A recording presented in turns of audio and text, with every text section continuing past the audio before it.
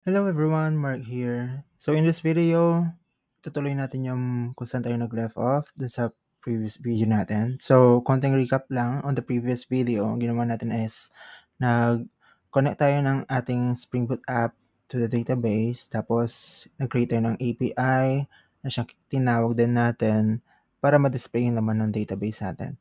But in that example, ang laman ng database natin is manually natin nilagay.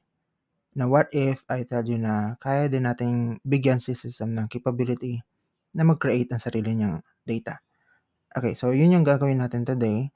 So, from before, more on retrieving lang yung capabilities na ginawa natin. Ngayon, bibigyan din natin yung app natin ng capability to create, update, and delete. Okay? So, what's the first thing we need to do is punta tayo dun sa DTO na package. Create tayo ng panibagong object which is ang tinatawag na form object. Almost the same siya sa view object but with the exception na meron siyang ID. Okay? So, person form. So, yung laman nito almost the same lang with person view. So, meron siyang string, first name, string, middle name, string, last name. Ang difference is that meron din siyang ID.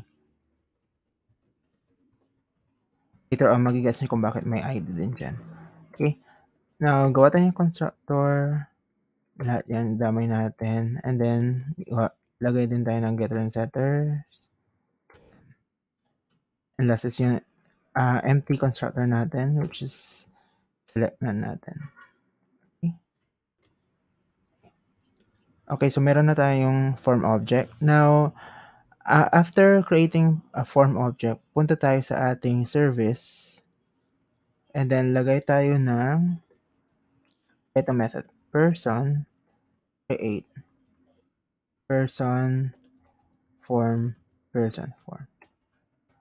Okay. So, pag nag-read, alt-enter mo lang, i-automatically import mo yan. And also, may isa pa siyang problem. Need niyang i-implement. Alt-insert, implement methods, and press enter. Okay. Later natin lagyan to ng implementation. But balikan natin yung kanyang method definition. So, create na method. So, ang gagawin niya is magre-return siya ng person na type based sa information ng manggagaling sa person form object natin. So, ito yung panggagalingan ng information which is galing sa umaccess ng API natin. And then from these information, gagawa siya ng sarili niyang panibagong person na entity. Tapos ito yung isa-save natin sa database. Kasi ito hindi mo lang kayang ma-save directly sa database. Ang masasave mo lang directly sa database yung mga nakatag as entity. Yung person form ba natin nakatag as entity? Hindi. So ito yung balak natin i-save. So yun yung meaning nito. From this information, gagawa tayo nito, tapos ito yung isa-save natin. Okay. So with that said, gagawa tayo, from this method, gagawa tayo ng person entity. Person equals new person sa magagaling information niya from the person form object. So, yung first name natin is galing dito sa person form. Get first name. Then person form that get middle name, comma, person form that get last name. Okay. So, with that, naka-create tayo ng person using the information from here. Now, what do we do next? Paano natin masasave sa database? Okay. So, person repository dot save kung ano man yung na-create mong entity, which is yung person. Usually, nagre-return to ng panibagong value. So, person result. But since nagre-return to ng something, ng object, ilagay mo lang din siya dito. So, return this one. Para, okay na. Ayan. Yan na yun. So, nag-create ka ng new instance ng person based sa person form object natin and then sinave natin directly sa database via yung method na save ng repository. Now, what do we do next? Siyempre, hindi pa 'to ma-access kasi method pa lang naman siya. Ang na-access lang naman natin sa Postman ay yung mga API. And saan ba nanggagaling yung mga API natin? Or saan ba naki-create? Sa controller. Okay, from here, gawa tayong method public void or public that may display tayong something data pabalik. So, siguro string. Public string tapos create.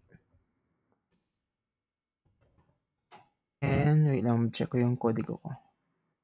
Okay. So, when we are creating, syempre hindi na siya post mapping. Ay, hindi na siya get mapping. Post mapping na siya. Yung method, HTTP method na gagamitin natin. And then next is, ipapasa natin dito yung person form. Person form.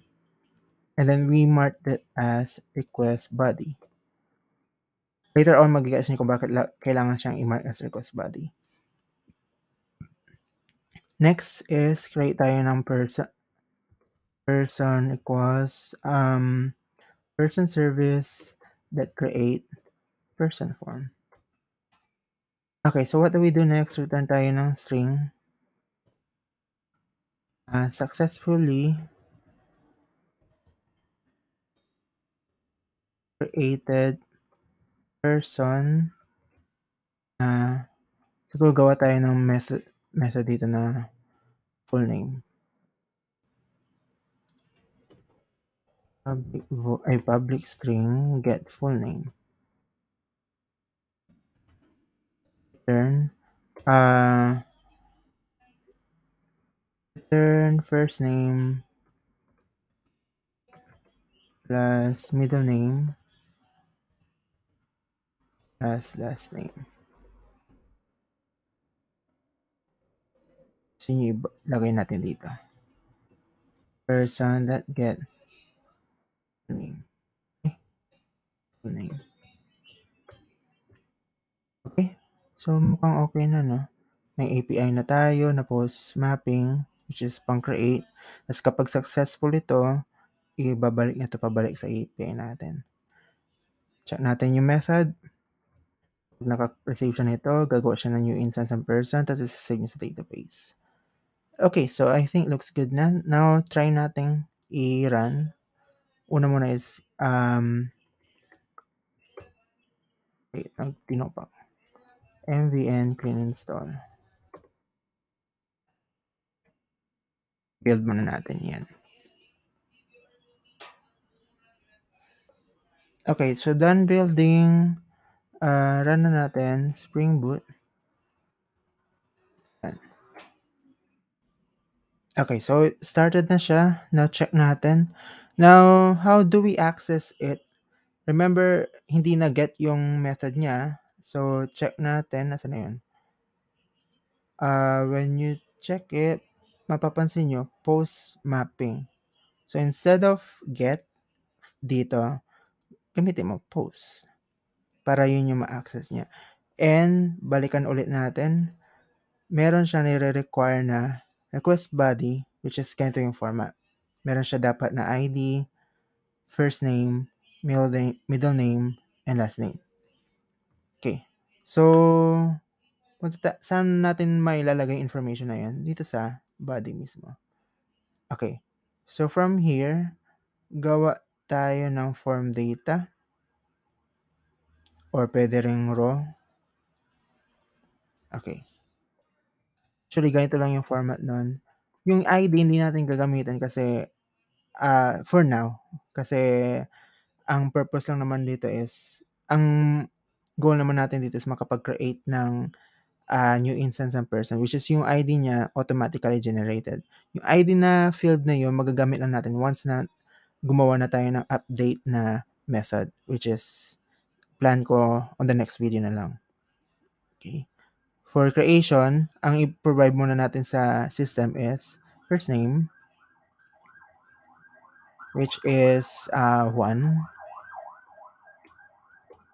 Tapos, para umayos to, i-set natin to as JSON. JSON yung ganitong format. Next is middle name. Cruz. Last name, Santos. Okay, so ito yung data na provide natin dito sa Postman. Ang expectation natin is dapat kapag nasa database na, mapakita natin na nakasave talaga siya. Okay? Send. Okay, successfully created person 1 Cruz Santos. Na double check natin. Okay, so we're now here in our database. Double check natin yung kanyang laman sa ating table na person. View all rows. Dapat merong isa dito na ayun, 1 Cruz Santos. And as you can see, yung ID niya, gumamit siya ng UUID na format. At remember, wala naman tayong nilagay na itong information, no? Pero automatically na-createan siya ng ID. So, doon natin na-prove din na working yung ating automatically generated na ID. Itong generate generator, may strategy na strategy na UUID to. Okay. So, yeah. Yun yung ating create na API. Balikan lang ulit natin. So, meron tayong API person na API, which is gumagamit ng post na method. Tapos, from here, provide tayo ng request body na information. First name, middle name, last name, 1 Cruz Santos in a JSON format. Tapos, yung information na yan, na-receive yan ng person controller. Kasi ito yung may address na API person. And notice na since dalawang method dito, paano malalaman ng system kung saan siya puproceed? Via dun sa HTTP method na ginamit. Now, since post ang ginamit natin, dito siya nag-proceed sa create na method. Tapos, yung pinasa nating information, yung data na yun, yung first name, middle name, last name, dito siya na-proceed sa person form. Notice na naka-JSON format siya, no? JSON format. Ito yung purpose ng part na to, yung request body. Parang ini-inform natin yung system natin na manggagaling yung information nito sa request body. Tapos automatically, yung REST controller natin, yung nagmamap nung data na yun, papunta dito sa person form na object. Para yung first name, ang value niya is 1. Yung middle name, ang value niya is Cruz. Yung last name, ang value niya is Santos. So, lahat ang yun is napunta sa fields ng person form na object. And the next is, yung pinafirm niyo yung first line, syempre, tinawag niyo yung create method ng person service. So, pinasa niyo yung person form na object. Yung person form na object, yun nagko-contain ng information. Tapos, ginamit yung information na yun to create a person entity. Which is, ito na ngayon yung pwede ma-save sa database using yung save method ng repository. Now, after creation, nag-return siya ng updated na instance ng person pabalik sa person controller. Tapos ginamit natin yun to display yung full name na na-create natin with this concatenated na string successfully created person. So, kung ano yung information na yun. And yun. Yun yung tinakol natin for today's video. If you have questions, comment nyo lang in this video. And I hope na nag-gets nyo. Continue natin to on the next video about naman sa pag-update and possibly yun sa pag-delete din. Okay? Thanks for watching. Have a nice day. Bye!